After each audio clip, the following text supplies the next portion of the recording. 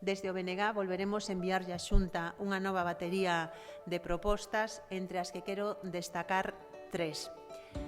A primeira, que se liberen de peaxes todas as autoestradas mentres dure o estado de alarma e a emerxencia sanitaria. Liberación de peaxes para as autoestradas da Xunta e tamén para as autoestradas do Estado.